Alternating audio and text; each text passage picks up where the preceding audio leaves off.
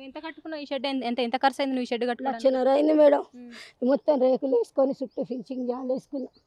ఇక్కడ పాములు వస్తున్నాయి, పందికొక్కులు వస్తాయి మేడం. ఇదంతా జంగల్ ఉంది కదా మేడం, అన్నీ వస్తుంటాయి.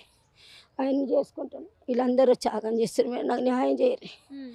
అంటే పొద్దున నువ్వు ఇక్కడ షాప్లో లేని టైం చూసి వాళ్ళకి ఇన్ఫర్మేషన్ ఇస్తే వాళ్ళు వచ్చి కూల్ చేశారా? కావచ్చు మేడం, మరి ఎవరు కంప్లైంట్ ఇచ్చిరన్నా చెప్తలేరు.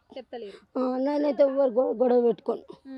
ఎవరినైనా కాలనీలో ఎంక్వైరీ చేయండి, ఎవరు శత్రువులు లేరు. ఇప్పుడు మీకు కాలనీలో ఈ కాంగ్రెస్ పర్సన్ ఒక్కంతోనే మీకు ప్రాబ్లం ఉందా, లేకపోతే కాలనీ వాళ్ళందరూ మీతో బాగానే ఉంటారు? అందరూ మంచిగా ఉంటారు. నేను వీళ్ళని కూడా నేను అంట, అన్న మీకు దండం పెడతా, నేను పేదైనా ఆడి మనిషిని, నా జోలికి రాకురన్నా మీ కాలు మొక్కుతా అన్న. నేను ఏదో పాల ప్యాకెట్లు అమ్ముకొని బతుకుతా, మీకు అదంతా ఉందన్న. నాకు ఇంత డబ్బు ఎందుకు అడ్డం వస్తుందన్న? 20 సంవత్సరాలు అన్న నేను చేయబట్టి. మీకు అంటే పోలీసు వాళ్ళకి కంప్లైంట్ ఇస్తాం, ఇది ఇస్తామని బెదిరిస్తారు.